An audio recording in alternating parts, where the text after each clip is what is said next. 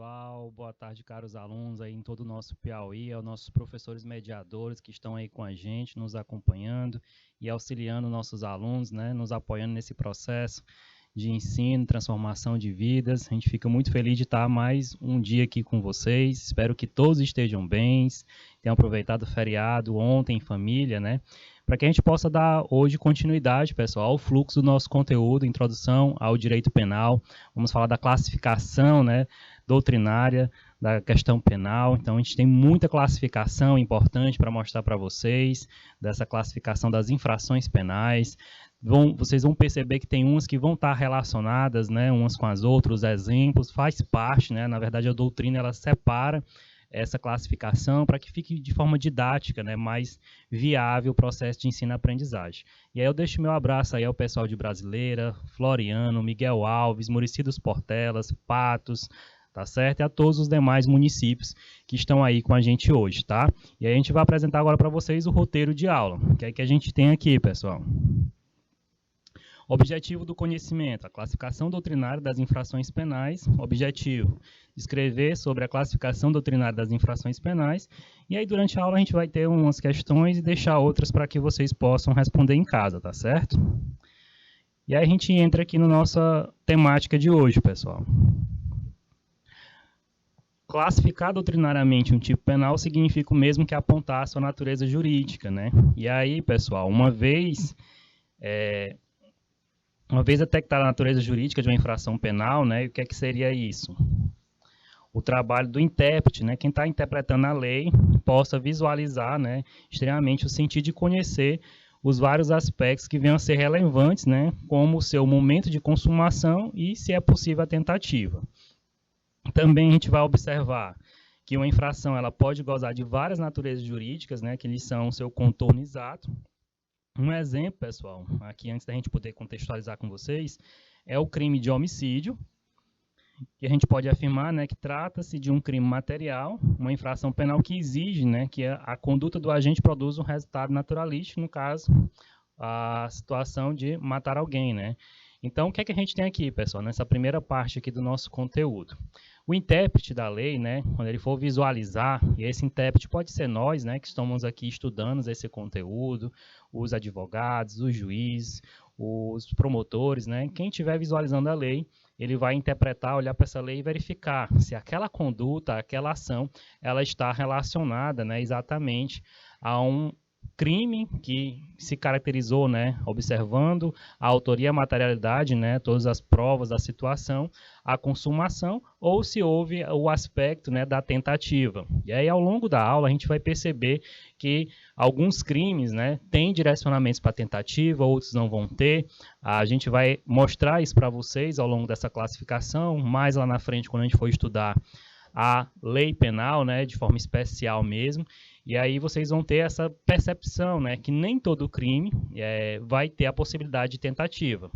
Então, ao longo do processo, né, a gente vai construindo esse conhecimento e vocês vão percebendo a cada etapa, né, e tendo o direcionamento, o entendimento sobre essa classificação que a gente está apresentando hoje, tá? Então, tem aspectos bem importantes, interessantes, que fazem, né, a diferença, a gente aprender o hoje para as demais aulas, né, quando a gente for entrar em outros conteúdos, vocês já estarem familiarizados com aquele contexto, né, com aquela percepção como um todo do direito penal. Então, por isso que é extremamente importante vocês terem atenção ao longo desse processo, né, para que a gente possa estar construindo esse conhecimento e colocando um tijolinho a cada momento, né, nessa formação de aprendizagem, tá? Deixo meu abraço aí ao Theo, que está em paz, está sempre presente aí, participando, ao pessoal de São Gonçalo do Piauí também, tá bom?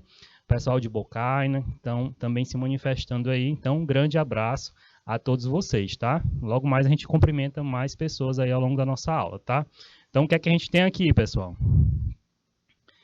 O crime de homicídio, pessoal, ele também é de natureza pura e subsistente, né? Então, aquele cujos atos constantes do intercrimes, né, pode ser fracionados, razão pela qual é possível levar a efeito, né, um raciocínio correspondente à tentativa. Então, a gente sabe que, dentro desse exemplo, o crime de homicídio ele existe o crime de homicídio consumado e o tentado, né? E vocês vão ver depois os viés de como é que fica essa situação, se é consumado, qual é o tipo de pena, quando se tem a tentativa, a pena é mais branda, né, porque não chegou a executar por completo.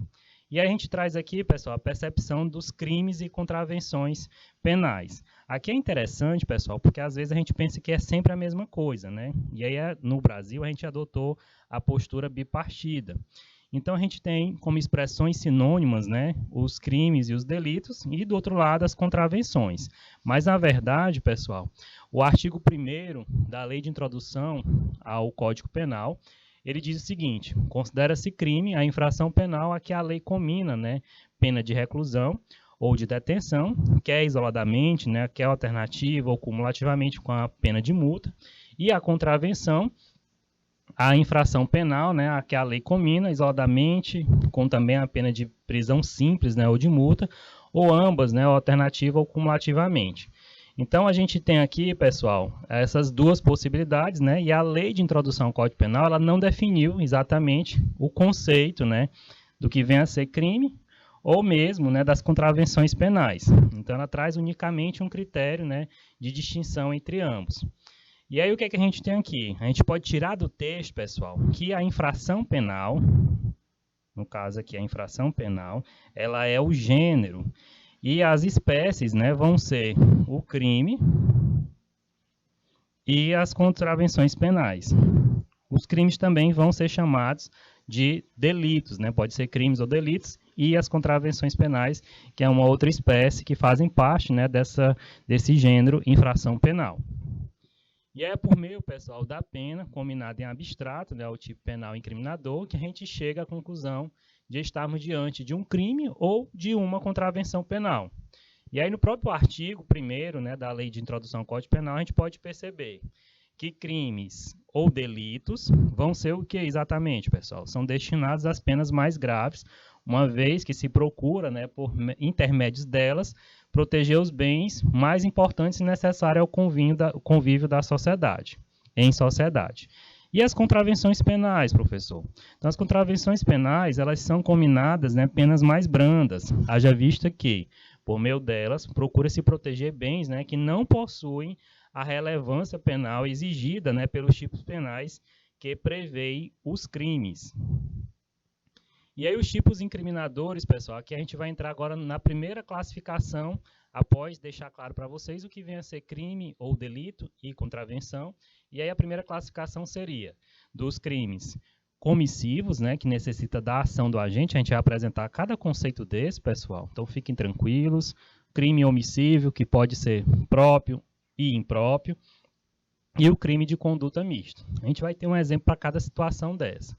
Então, os tipos incriminadores, eles podem proibir ou impor condutas, né, sob a ameaça de uma sanção de natureza penal. Crimes comissivos, pessoal, o que seria isso? Quando proíbem condutas, estão diante, né, de normas proibitivas. E aí a gente traz até um exemplo aqui para que fique mais fácil o entendimento de vocês. Nessa possibilidade, pessoal, existe a previsão de um comportamento positivo que se realiza e importará, em tese, na configuração do tipo penal. E aí aqui está o exemplo, né? No artigo 121 do Código Penal, que é o crime de homicídio, pessoal, diz matar alguém, e aí o tipo penal prevê um comportamento positivo, comissivo, né? Uma ação, o ato de matar. Por outro lado, pode o tipo penal, né, conter mandamentos, imposições, determinações de condutas que, se não realizadas, né, caracterizarão uma infração penal. E aí aqui, pessoal, a gente vai estar relacionado, né, às possibilidades dos crimes omissivos que a gente vai apresentar para vocês agora. Então, as normas existentes nesses tipos penais, elas contêm imposições de comportamento e são chamadas, né, de mandamentais, características dos crimes omissivos próprios. Então, a gente tem aqui o exemplo do artigo 269 do Código Penal, que prevê o delito de omissão de notificação de doença, assim redigida, deixar o médico, né, de denunciar a autoria pública, cuja a notificação é compulsória. Então, o que é que a gente tem aqui para mostrar para vocês, pessoal? Exatamente, a questão dos crimes comissivos é o direcionamento, né, em que precisa da ação do agente para que ele se concretize, né? Então, ele vai agir, no caso, o artigo 121 do Código Penal, que é o crime de homicídio, matar alguém, e aí ele se tem uma ação, né, nesse processo. Já o crime omissivo, né, se tem uma omissão do agente para que se configure esse crime. E aí o exemplo que a gente traz aqui para vocês é do médico trabalhando, né, na sua profissão. Ele tem contato com um paciente que fez exames e detectou uma doença que precisa ser notificada, né, ao poder público, para que assim tenha esse controle, né, esse direcionamento. Então, pessoal, nesse processo, o médico que não faz essa notificação, ele comete uma omissão, né, uma omissão própria. E aí ele acaba não tendo, né, ele acaba cometendo esse crime. E aí a gente consegue perceber essa diferença, né, do crime comissivo, que precisa da ação do agente para que o fato aconteça. No caso do crime de homicídio, ele matar alguém. Então ele tem uma ação para que se tenha a consumação desse crime. Já no omissivo, né, o omissivo próprio, que a gente está apresentando no exemplo agora, a gente tem a conduta do médico de não executar, né, a notificação à autoridade pública sobre aquela doença, né? Então, uma doença que teria que ter a notificação compulsória. Então, por esse processo, o médico ele comete um ato, né, de crime omissivo próprio. E aí, nessa análise, pessoal, da referida figura típica, né, a gente consegue entender que a lei penal, nesse caso, ela está determinando, né, que o médico leve, né, a conhecimento da autoridade pública a doença que tem que ter a notificação compulsória, né? Sob pena, nesse caso, de ser responsabilizado criminalmente. Então, teria uma possibilidade, né, dele ser responsabilidade por essa circunstância, tá? Nesse caso, pessoal, a norma ela está determinando um comportamento, né, está mandando que o agente faça alguma coisa, no caso, denunciar a autoridade pública, essa doença, né, em que a notificação ela é compulsória, e aí como caso, né, não venha a obedecer ao comando legal, ele vai ser responsabilizado criminalmente, tá certo? Então, bora apresentar aqui mais informações até a gente chegar no crime omissivo impróprio, né? Então, vamos aqui, pessoal. Crimes omissivos, né, eles sejam eles próprios ou impróprios, há uma norma de natureza perceptiva, né? Há um comando para que o agente faça aquilo que lhe é imposto à lei. E aí a gente analisando, pessoal, de forma isolada, os dois grupos de crimes omissivos, a gente percebe que cada um deles possui uma norma de natureza diferente. Então vamos aqui, crimes omissivos próprios. A norma contida nos tipos penais que prevê essa modalidade de omissão será sempre, né, mandamental. Então o tipo penal ele vai narrar um comportamento que, se for deixado de lado, vai importar, né, na responsabilidade penal daquele que estava obrigado, pelo tipo penal, a fazer alguma coisa, né, exemplo do que ocorre no artigo 135 do Código Penal, que é a situação do médico, né, que deixa de notificar a relação. Então, a gente tem aqui, pessoal, no artigo 135 do Código Penal, deixar de prestar assistência, quando possível fazê-lo, né, sem risco pessoal, a criança abandonada ou extraviada ou a pessoa invalidada ou ferida ao desamparo, né, ou em grave e iminente perigo, ou não pedir, nesses casos, né, o socorro da autoridade pública. Então, dessa forma, aquele que podendo prestar, né, socorro sem risco pessoal, porque também isso é algo importante perceber, venha se omitir, responderá pelo delito de omissão de socorro. E aqui a gente está na omissão de socorro, né, própria, em que a pessoa ela tinha a possibilidade, né, de prestar esse socorro e ela deixa de prestar, em que ela não tem risco nenhum, né, pessoal, e aí ela não presta assistência a uma criança que está abandonada, uma pessoa que está com alguma invalidez, né, alguém que esteja gravemente ferido, né, nessa circunstância. E aí ele não fez, então, aquilo que a norma impunha que fizesse. Já os crimes omissivos impróprios, pessoal, o que é que a gente tem aqui? Também chamados de comissivos por omissão ou omissivos qualificados. Então, o que é que a gente tem aqui? Neles, a norma constante do tipo penal é de natureza proibitiva. Então, contém uma proibição, prevê um comportamento comissivo. E aí, em virtude, pessoal, de o agente gozar de status de garantidor, aplica-se a norma, né, de extensão prevista no parágrafo 2º do artigo 13 do Código Penal, respondendo o agente, né, pela sua inação, como se ele tivesse feito alguma coisa. Então, por essa razão, pessoal, o crime também é reconhecido, né, como comissivo por omissão. Então, a gente pode chamar de crimes omissivos impróprios ou crime comissivo por omissão. O tipo penal ele prevê um comportamento comissivo que será equiparado, né, à omissão do agente em virtude, né, de sua posição de garantidor com a aplicação da norma de extensão. O que é que a gente ainda tem aqui? Então, a gente pode imaginar, pessoal, uma mãe, né, que ela querendo casar à morte do seu filho, ela deixa de alimentá-lo, né, um bebezinho, por exemplo, de 6 meses, e aí ela deixa de alimentar ele por um período suficiente, nesse propósito, ela tem a intenção de conduzi-lo à morte, o que vem efetivamente a acontecer. E aí o que é que a gente percebe aqui? Por isso que esse crime ele pode ser chamado de crime omissivo impróprio ou crime comissivo por omissão, em que o tipo penal do artigo 121 do Código Penal diz matar alguém, pressupondo um comportamento positivo. E aí essa mãe, ela poderá ter causado a morte do seu filho, né, de outro modo, por exemplo, estrangulando, asfixiando, né, outras possibilidades que a gente vê acontecer. Então, ela tem a oportunidade, né, em que ela poderia ter gerenciado isso, né, o ato comissivo, né, que está previsto no artigo 121. Entretanto, ela preferiu deixar de ministrar o alimento, né, de dar o alimento ao seu bebê, que não vai estar conseguindo fazer essa alimentação sozinha.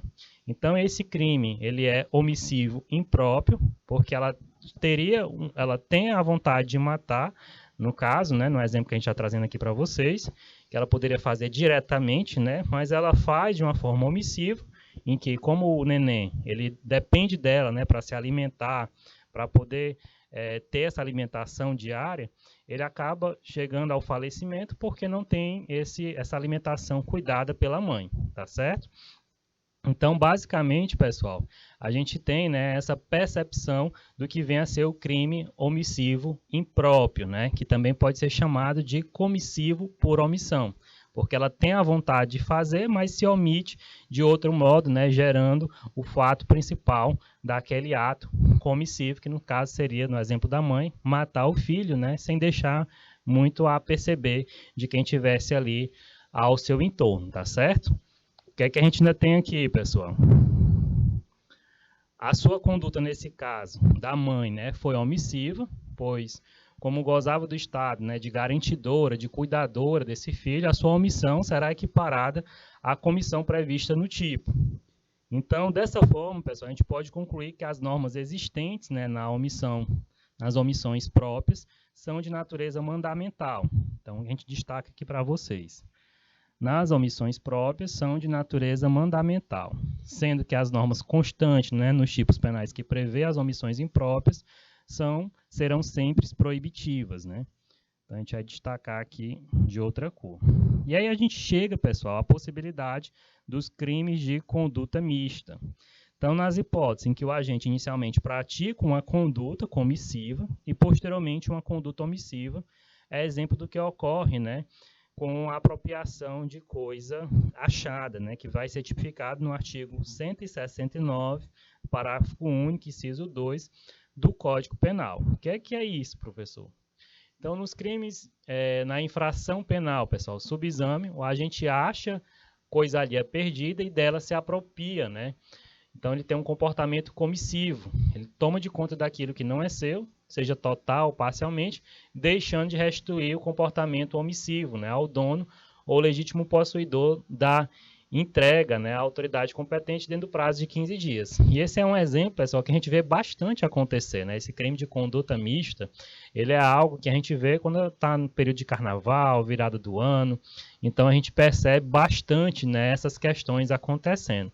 É algo que na nossa realidade, né, de sociedade acontece com muita frequência, né? E às vezes as pessoas cometem esse tipo de atitude achando que não estão cometendo crime nenhum, né? Às vezes se aproveita de um valor que tem ali e, enfim, por esse motivo não devolve a carteira quando encontra. Então, aqui é extremamente importante, né, a gente perceber, assim, ao longo da nossa disciplina de introdução ao direito penal e com toda certeza nas demais disciplinas que vocês estão estudando, vocês estão acabando percebendo coisas do dia a dia, né, que às vezes é crime, é algum ato, né, dentro do direito, e a gente não tem essa percepção, né, que é natural, né, quando a gente desconhece, a gente está aqui num processo de ensino-aprendizagem, em que vocês estão adquirindo esse processo formativo, tá? E aí agora a gente entra, pessoal, dentro da perspectiva, né, da classificação de crime consumado e crime tentado. E aí no artigo 14 do Código Penal, ele traz esse direcionamento, né, em que, no inciso 1, ele diz crime é considerado consumado, quando nele se reúne, né, todos os elementos de sua definição legal. Já o tentado, pessoal, é quando se tem iniciado a execução, o agente tem vontade de fazer, mas não vem a se consumar por circunstâncias alheias, né, à vontade do agente. Então, a gente vai encontrar, dentro do direito penal especial, vários tipos de crimes que vão ter a sua possibilidade consumada, como também vai ter a possibilidade dele tentada. E aí, claro, vai existir alguns tipos de crimes que não vai existir a relação, né, a situação de crime tentado. Um dos grandes exemplos que a gente tem aqui, as contravenções penais, elas não admitem, né, a possibilidade de crime tentado. A gente também tem, pessoal, o crime de injúria, né? Depois que você fala, depois que você diz algo, né, não tem como isso ser tipificado, né, como crime exatamente. Então a gente tem que ter essa percepção, né, para que a gente possa analisar e verificar se aquele crime existe a possibilidade de ter o crime tentado ou não, né, e a gente poder avaliar cada coisa, tá bom? Então vamos seguindo aqui na nossa apresentação.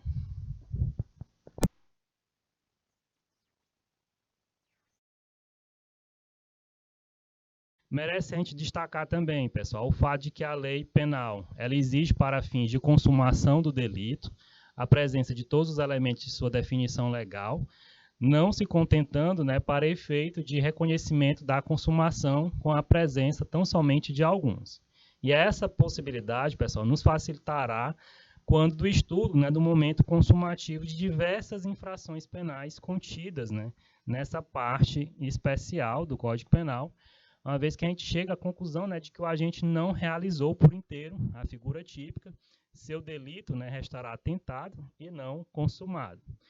O crime tentado, pessoal, ele está previsto, né, nesse inciso 2 do artigo 14 do Código Penal, e aí, portanto, para que se reconheça a tentativa, né, nas hipóteses em que o tipo penal permite, haverá necessidade de se apontar o momento em que foi iniciada a execução, pois aí a lei, né, ela não pode punir em virtude da adoção do princípio da lesividade. Então, os atos preparatórios, né, e a mera cogitação. Então, aqui teria que ter essa atenção, né, do princípio da lesividade, os atos preparatórios e a mera cogitação, porque aí tem que ele entrar em ação e aí algo, né, que não vem da sua vontade, vem impactar dele não consumar esse crime, tá certo? Como regra, pessoal, os delitos, eles são chamados, né, de unissubsistente, nos quais há uma concentração, né, de atos, não permitindo o raciocínio da tentativa. Então, exemplo, não é possível a tentativa, né, na injúria verbal. Então, depois que a pessoa fala, pessoal, por isso que às vezes no calor da emoção, né, você está ali no envolvimento, junto com várias outras pessoas, você acaba falando algo que não deveria, né, acaba cometendo um crime de injúria verbal, e aí depois de falar daquilo, né, vai se ter a autoria e a materialidade daquele ato, e depois de falado, já foi falado, né, não existe questão de tentativa. O que poderia existir é você tentar um diálogo ali, fazer as pazes, e a outra parte, o ofendido, né, a vítima, no caso, ela não levar adiante, né, no caso de um processo para ter a incriminação. Então, aqui seria uma das possibilidades, né, de não chegar a essa busca, né, de concretização da aplicação daquele crime. Mas aí a gente traz que a injúria, né, ela não existe a possibilidade de tentativa. E ao contrário, pessoal, também como regra, né, os crimes plurissubsistentes é admitido, né, a tentativa, a exemplo do que ocorre com furto, em que a gente pode visualizar, né, o fracionamento dos vários atos que vão compor, né, o intercrimes. Então, com relação às contravenções penais, a regra geral expressa, né, que a gente já até citou, ela não permite o reconhecimento de tentativa. Então, na própria lei, né, das contravenções penais, no artigo 4º, ela diz, não é punível a tentativa de contravenção. Então, aqui a gente já tem, né, essa perspectiva, a esta observação, né, quanto a essas exceções. Então, a gente já tem, né, esses olhares de alguns caminhos dos exemplos que a gente está trazendo aqui para vocês. Então, vamos continuar aqui a nossa explanação dessa classificação, tá bom? A gente agora vai ter aqui, pessoal, a percepção dos crimes de ação pública e os crimes de ação privada.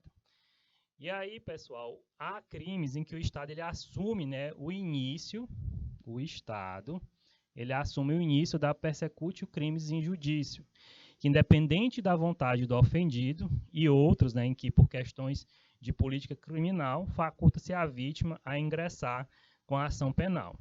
Então, os crimes eles podem ser divididos, né, em crimes de ação pública e crimes de ação privada.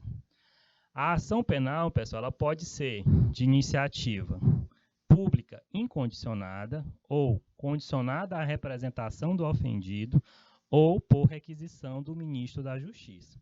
Então, existem essas três possibilidades de crime de ação pública. A regra, pessoal, contida nesse artigo 100 do Código Penal é que toda ação penal ela é pública, né? Salvo quando, de forma expressa, né, tem que ter expresso, ela declara a questão da ação privativa do ofendido, tá bom? Quando a lei, pessoal, penal, ela se omite em relação à natureza da ação penal, né, que terá a finalidade de dar início à persecução com o escopo de apurar a ocorrência de determinada infração penal, a gente deve entendê-la, né, como de iniciativa pública incondicionada. Toda vez, pessoal, que a lei penal exigir a representação do ofendido, né, para o início da ação, ela deve trazer de forma expressa, né, expressamente, da mesma forma que ocorre, né, quando ela entrega ao particular a faculdade de ingressar em juízo, a fim de apurar a ocorrência, né, de infrações penais que ele interessa, né, mais de perto. Então, as ações penais, pessoal, de iniciativa privada, elas podem ser subdivididas em três tipos: as propriamente ditas, as privadas personalíssimas e as privadas subsidiárias da pública. Aqui, pessoal, a gente só quer deixar claro para vocês que a gente está apresentando essa classificação, né, de ação pública e ação privadas, mas quando forem estudar o direito processual penal, é que vocês vão entender a cada etapa, né, a cada fluxo dessa perspectiva, seja da apuração do crime de ação pública ou seja da apuração do crime de ação privada. A aula de hoje, o nosso intuito é apresentar que existem, né, as diversas possibilidades de direcionamento quanto à classificação dessas questões penais, tá certo? Então, é só para que vocês percebam que a gente não vai se aprofundar em cada tipo desse, né, mas que vocês compreendam que existe, né, esse leque de possibilidades dentro da classificação doutrinária, né, quanto às infrações penais, tá bom? Então, vamos seguindo aqui. Acredito que vocês ficam bem curiosos, né, uma disciplina de direito penal, introdução ao direito penal, ela traz a curiosidade, né? A gente fica muito entusiasmado, né? Querendo participar, querendo interagir, querendo saber coisas que a gente vai ter, pessoal, lá na frente, no nosso conteúdo, né? Então, é extremamente importante a gente seguir o nosso caminho aqui, o que a gente está entregando, para que lá na frente a gente entre exatamente nos crimes, né, e consiga perceber a cada uma dessas possibilidades, tá bom? Então a gente tem muita classificação interessante e importante para a gente apresentar aqui ao longo da nossa aula, tá bom? Então vamos aqui na nossa explanação.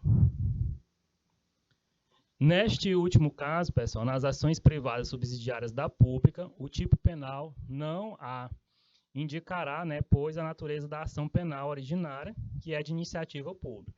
Então, dada a inércia, né, do órgão oficial encarregado de persecução penal, abre-se a possibilidade, né, ao particular para dar início à ação penal. Então, aqui seria a possibilidade da ação privada subsidiária da pública, em que, né, o agente público, né, no caso, quem estava ali à frente de representar de forma pública, não agiu, e aí a pessoa vai ter essa possibilidade. E a gente chega aqui na classificação, pessoal, de crimes dolosos e crimes culposos. E aí vocês estão vendo, né, que cada uma dessas circunstâncias a gente traz o direcionamento de lei, né, para que vocês depois, pessoal, façam a leitura do nosso material, busquem esses artigos, né, vejam as complementações do que a gente está direcionando vocês, para que venha agregar nesse processo formativo de vocês. Então, vamos aqui à apresentação dos crimes dolosos e crimes culposos, né? Estão no artigo 18 do Código Penal, em que o crime doloso está no inciso 1. Então, doloso é quando o agente quis o resultado, ele assumiu o risco de produzi-lo. Já o crime culposo, pessoal, é quando o agente ele deu causa, né, ao resultado por imprudência, negligência ou imperícia. Quando a gente for estudar, a gente vai ter momentos ainda ao longo da nossa disciplina, estudar os crimes dolosos especificamente, os culposos especificamente, a gente vai se aprofundar, pessoal. Quando é que se caracteriza exatamente, né, a imprudência, a negligência e a imperícia, tá bom? Então, é extremamente importante a gente estar mostrando para vocês os caminhos, passos, né?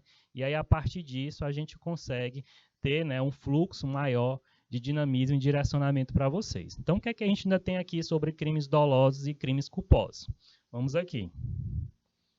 É importante a gente destacar, pessoal, a regra constante do parágrafo único do artigo 18 do Código Penal, que diz: salvo os casos expressos em leis, ninguém pode ser punido por fato previsto como crime, né, senão quando o pratica de forma dolosa.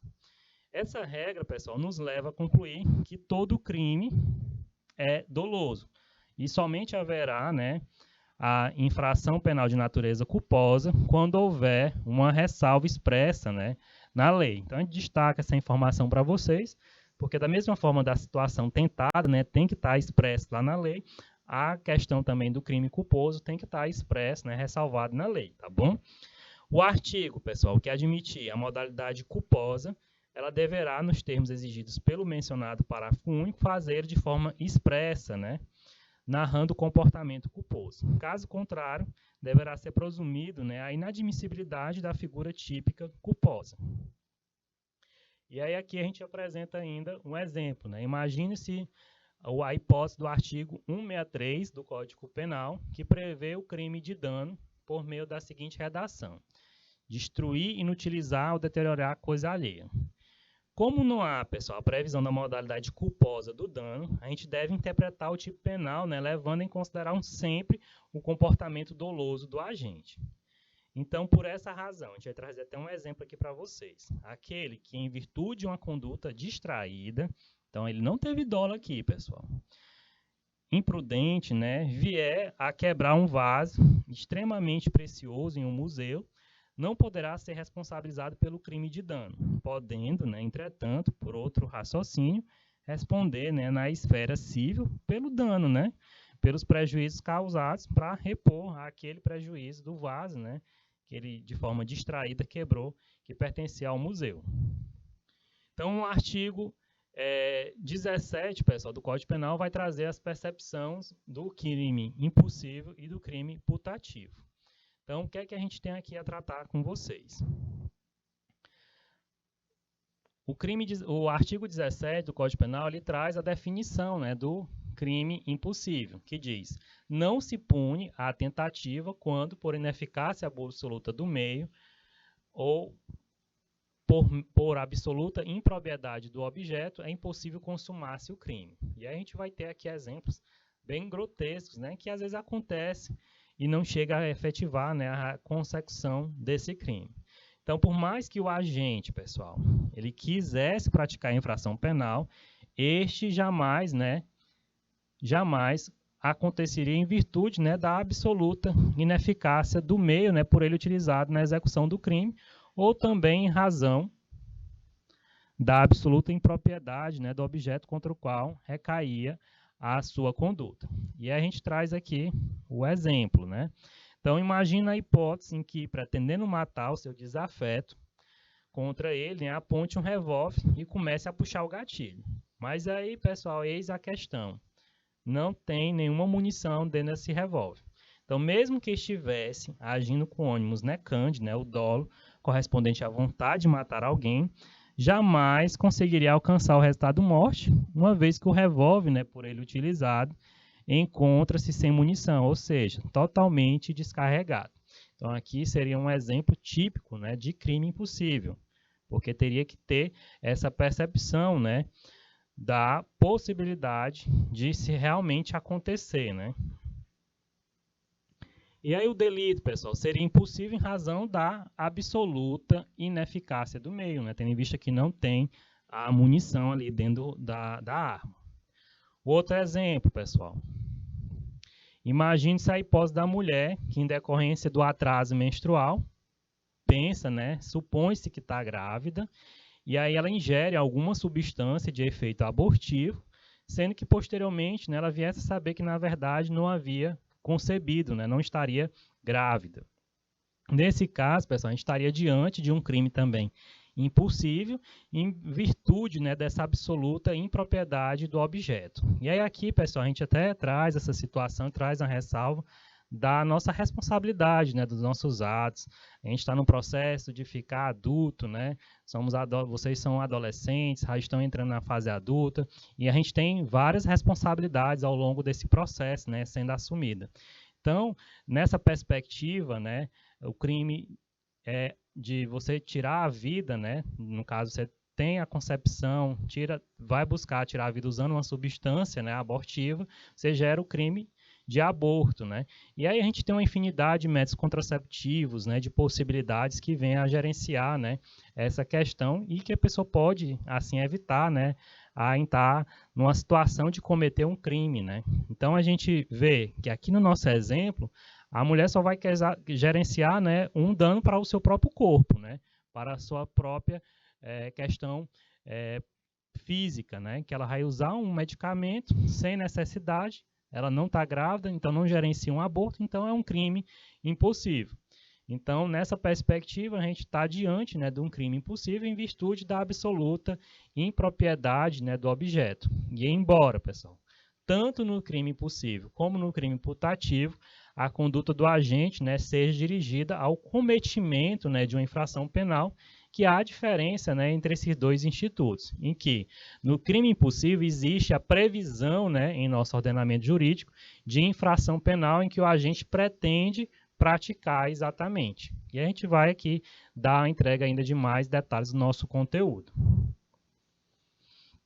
Contudo, pessoal, por absoluta ineficácia do meio ou por absoluta impropriedade do objeto, é impossível, né, de consumar-se o crime.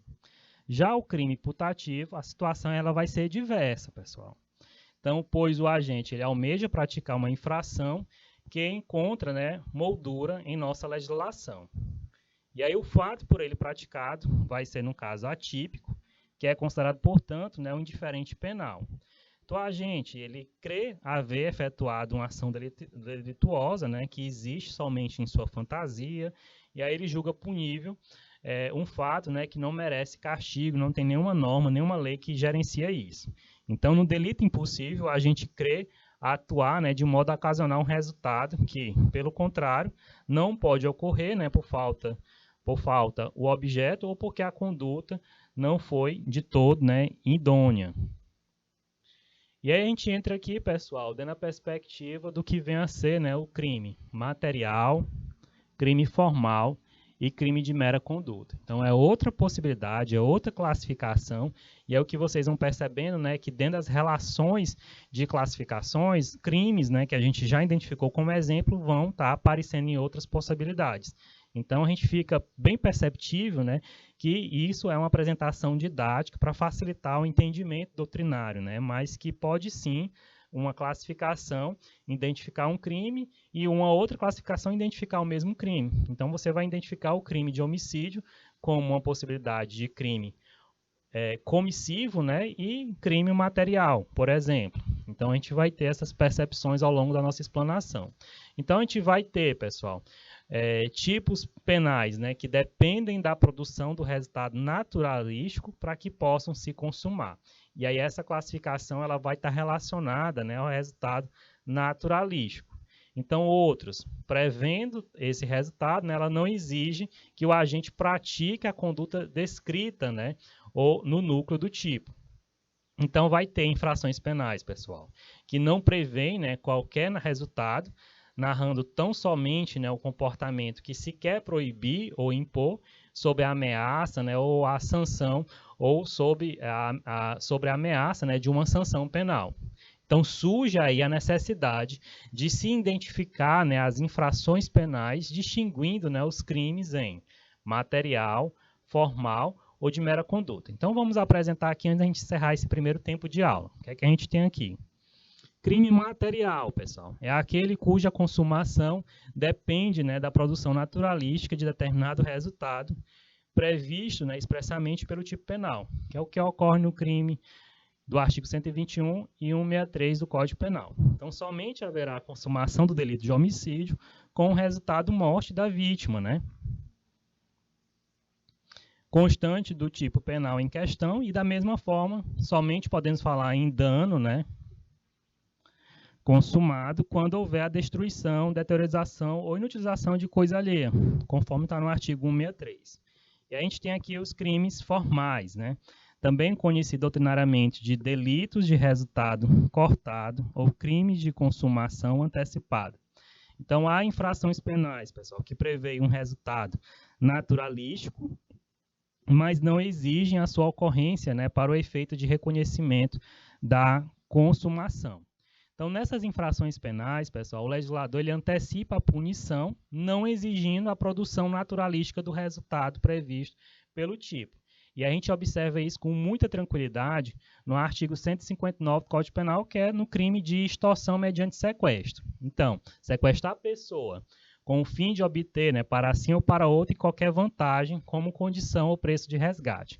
Neste caso, vai bastar, pessoal, a privação da liberdade. Teve o sequestro, e aí vai se pedir o resgate.